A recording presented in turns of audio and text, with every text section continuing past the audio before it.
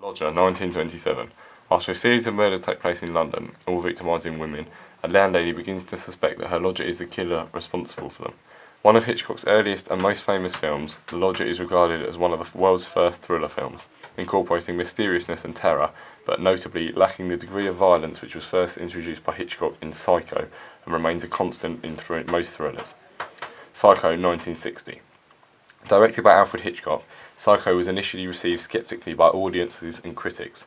However, it eventually received outstanding box office returns and is now regarded as a pioneer in the evolution and development of thriller films. The explicit nature of the film set new boundaries for violence and sexuality in film.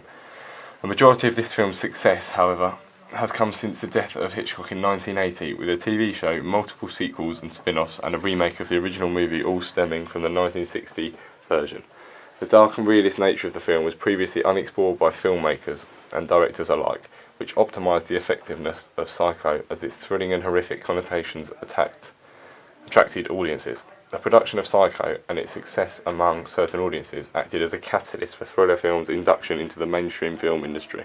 Following its success, several thriller films were produced, with varying degrees of success, many of which boasted aspects which strongly emulated aspects of Psycho. Jaws, 1975. Directed by Steven Spielberg, Jaws depicts the story of a coastal US community which is plagued by the terror of a great white shark. Growing increasingly concerned, a policeman, a marine biologist and an angered fisherman set out to stop it. The film incorporates a variety of camera shots and editing techniques. Most notorious of all is a reverse zoom shot which singles out a parent on the beach almost immediately after a child has been eaten by the shark.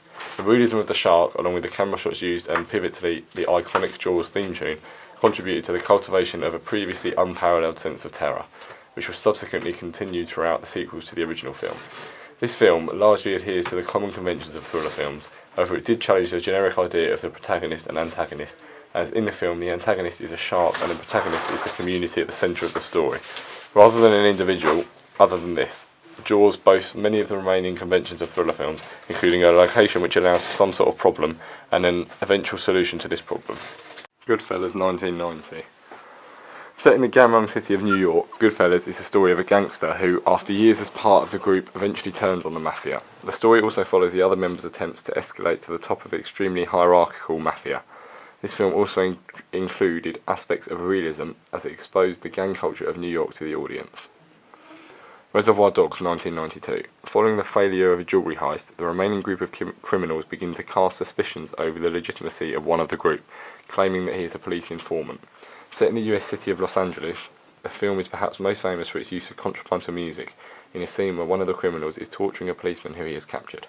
This scene is of a man with a knife in his hand, and he is about to torture the policeman, before Stuck in the Middle with You by Steelers Will comes on the radio. This is an example of contrapuntal music, as the positive connotations of the song strongly juxtapose the terror of torture.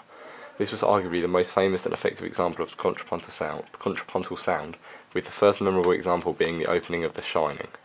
7, 1995. Seven is the story of two detectives who hunt a serial killer who selects his victims according to the 7 deadly sins. One of the detectives, William Somerset, played by Morgan Freeman, is a veteran, and the other, Mills, played by Brad Pitt, is a rookie. Moreover, Somerset begins to befriend Mills' wife, played by Gwyneth Paltrow, who is heavily pregnant and is becoming increasingly concerned at the possibility of her child growing up in a crime-fueled city. This film succeeds in incorporating the conventional features of a thriller film with slightly darker aspects, which may be associated more commonly with horror films, and also scenes which may be associated with action films. This film does, however, succeed in locating it and situating itself amongst the somewhat mid-ground between action, which is often regarded as the fundamental idea of thrillers.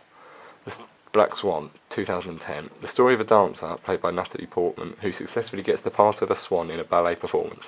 However, this delight is soon contrasted with terror as a series of strange and harrowing events cause her to lose her mind. Despite its contemporary aspects such as the quality of camera work and editing, the film also integrates more traditional factors, all of which revolve around the fundamental basis of ballet.